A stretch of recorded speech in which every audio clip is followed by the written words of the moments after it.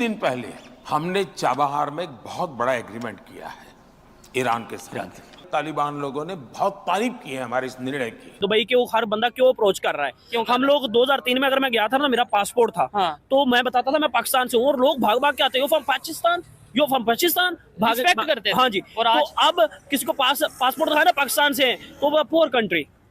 आप लोगों के ऊपर लाइबिलिटी इतनी बढ़ चुकी है कि आप बड़े पुअर लोग हैं। दुनिया का वर्ष 3 चौथे नंबर पे पासपोर्ट आ गया हमारा। सर हमारा 0 पे आने वाला है, हमें तो किसी ने वीजा नहीं देना। अभी आप वीजा दुबई का ले आके दिखा, दुबई का वीजा नहीं मिल रहा क्योंकि करप्शन चल गई। दुबई में जाके हमारी आवाम का काम है ना। ठीक है। अब आवाम क्या करती है, वहां पे जाती है, सिंपल बात है भाई, मैं सीधी खरी बातें करूंगा। आवाम जाती है वहां पे जाकर कर्जा मंजूर करवाती है, वहां पे पार्टियां बैठी हुई हैं, लाख रुपया कर्जा मंजूर करवाया, उस पार्टी ने 20% देना है, तुझे 20,000 रुपया मिलेगा, 80,000 रुपया हमारा, तू भाग जा पाकिस्तान चला जा। ठीक हो गया भाई, नाम किसका खराब हो रहा है? पाकिस्तान का। को मिलता है कि जी हमारा मुल्क फलां 4 चांद लगाने लगा, लेकिन वो लगते नहीं है। जैसे कि अब चाइना ने एक अपना ल्यूब भेजा है, उसमें पाकिस्तान का मिशन मून भेजा है। हाँ जी, तो वो चीजें सारी हमें नजर आती हैं, लेकिन लोगों के नजरिए में कुछ और है। हम इंडिया का मुकाबला नहीं कर सकते, लेकिन हम ये कह सकते हैं भाई मेहरबानी करे हमारे मुल्क के लिए कुछ अच्छा सोच। तो मैं आपको मिसाल दूं कि चाइना के अंदर एक बिल्डिंग बनी थी, शायद आपको उस चीज का पता है कि नहीं पता। आप बताएं। शायद वहाँ पे जो इंजीनियर था, उसने रॉ मटेरियल जो यूज किया था वो गलत यूज कर लिया। अगले 1 साल में वो बिल्डिंग गिर गई। ठीक है। और वहाँ की हुकूमत ने क्या किया था, जितने लोग उस बिल्डिंग को बनाने के लिए मुलव्वस है, उन लोगों को शरेआम फायर मारा गया था कि आप लोगों ने ये गलत किया, आपकी वजह से लोगों की जाने गई। भाईजान, आपको इनकी बातें समझ लगी, अच्छी लगी हैं?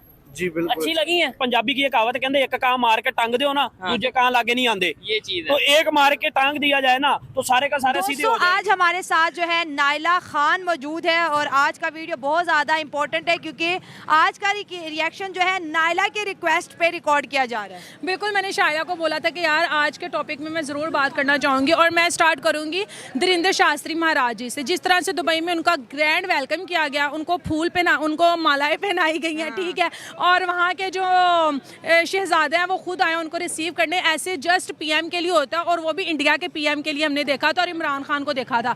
और यार मैं बताऊं, उनके महाराज जी का इसलिए उन्होंने इतना आला वेलकम किया है क्योंकि वो कभी भी हमने नहीं देखा कि किसी ने भगवा कलर का गले में दुपट्टा पहना है, ठीक है, और कहीं पे भी बॉम्ब ब्लास्ट कर दिया, या कुछ भी ऐसा वैसा आतंकी माहौल जिसे बोलते हैं ना, इन्वायरमेंट क्रिएट किया, कभी भी नहीं देखा।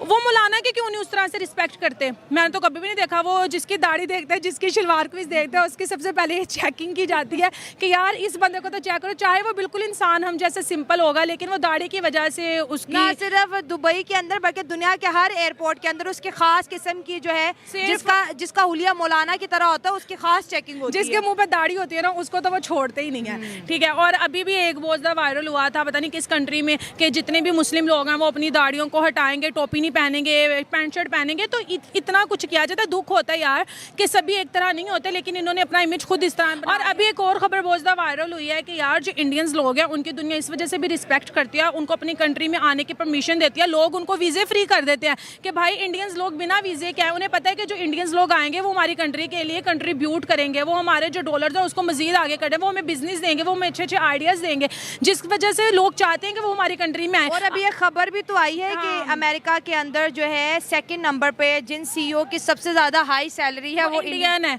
देखो वो कितनी प्राउड की बात है। और अभी एक और भी हम देख रहे थे कि चांद स्पेस में जाके उन्होंने अपना तिरंगे को लहरा दिया है, तो ये इंडियंस ही कर सकते हैं। जो हमारे पाकिस्तान में करंटली इश्यूज है ना, इकोनॉमिकल क्राइसिस है, दूसरी जो है ना पॉलिटिकल इंस्टेबिलिटी है, तो ये 2 मेन रीज़न है जिसकी वजह से मतलब पाकिस्तान की इकोनॉमिकली सिस्टम वगैरह जो है ना बहुत वीक है, जिसकी वजह से वो मतलब दुबई वाले जो है ना पाकिस्तान की वीज़ा वगैरह जो उसको रिजेक्ट करता है।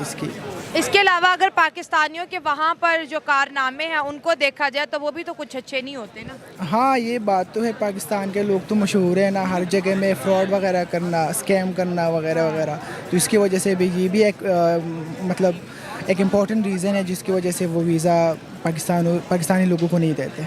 अगर हम इसी की बात अगर इंडिया के साथ जोड़ते हैं, उनके एक बहुत बड़े महाराज है धीरेन्द्र शास्त्री महाराज, और उनका जी दुबई के अंदर बड़ा जो है ग्रैंड वेलकम किया गया, और शेख फैमिली के डॉक्टर अबू अब्दुल्ला उनको आए, रिसीव किया, खुद ड्राइव करके लेके गए, और उनका 3 दिन का वहाँ पर प्रोग्राम था। और वो इतना खुश हुए कि आपके जो लव और पीस के मैसेज को जो है ना हम बहुत ज़्यादा प्रेस करते हैं, आए मिल के सेलिब्रेट करें। तो दुबई जो है वो हिंदुइज़्म और इंडिया की तरफ बहुत ज़्यादा जो है ना झुक रही है। तो अगर हम बात करें इंडिया की, तो इंडिया की इस कंपेयर टू पाकिस्तान, इंडिया जो है ना अभी इकनॉमिकली एंड पॉलिटिकली बहुत स्ट्रॉन्ग है। पॉलिटिकली तो इतनी स्ट्रॉन्ग नहीं है, लेकिन उसकी आईटी सिस्टम अगर हम देखें, पॉलिटिकली भी स्ट्रॉन्ग है। जो भी वजीर आजम आते हैं अपना ड्यूरेशन पूरा करके जाते हैं। लेकिन आजकल वहाँ पे भी बहुत से मतलब पॉलिटिकली इश्यूज वगैरह चल रहे हैं। इशू चल रहे हैं। हाँ, इशू चल रहे हैं। लेकिन अगर हम दूसरी तरफ उसकी बिजनेस के रिलेटेड वगैरह उसको चेक करें तो वो बहुत स्ट्रॉन्ग है। उसकी आईटी सिस्टम वगैरह बहुत स्ट्रॉन्ग है, वहाँ पे बिजनेसेस वगैरह बहुत स्ट्रॉन्ग है। और इसके अलावा दुबई और इंडिया के दरमियान जो है ना फ्री ट्रेड सिस्टम है, उसके दरमियान जो है ना मुआहदे वगैरह बहुत अच्छे हैं। तो इसकी वजह से फर्स्ट ऑफ ऑल अगर हम पाकिस्तान के हवाले से देखा जाए तो हम सिर्फ इस हद तक होता है कि हमने वहाँ जाके कुछ नौकरियाँ करनी है, या हमारी जो गवर्नमेंट्स हैं या हमारे जो हाई ऑफिशियल्स हैं उनकी सिर्फ यहाँ तक होती है कि आप हमारे पास इन्वेस्टमेंट्स लेके आएँ, और उनका जो फ़रोग होता है, अगर आप जो आपने बात की इंडिया के हवाले से देखा जाए तो वो उसमें इंडिया में जो सारी की सारी यूथ है वो ऑलमोस्ट 82% IT एक्सपर्ट्स हैं। ठीक है। और अगर आप दुबई के हवाले से सामने कैमरे में देखें, हाँ। आप दुबई के हवाले से देखें तो वहाँ पे इस चीज़ का बड़ा स्कोप है, बहुत ज़्यादा स्कोप है।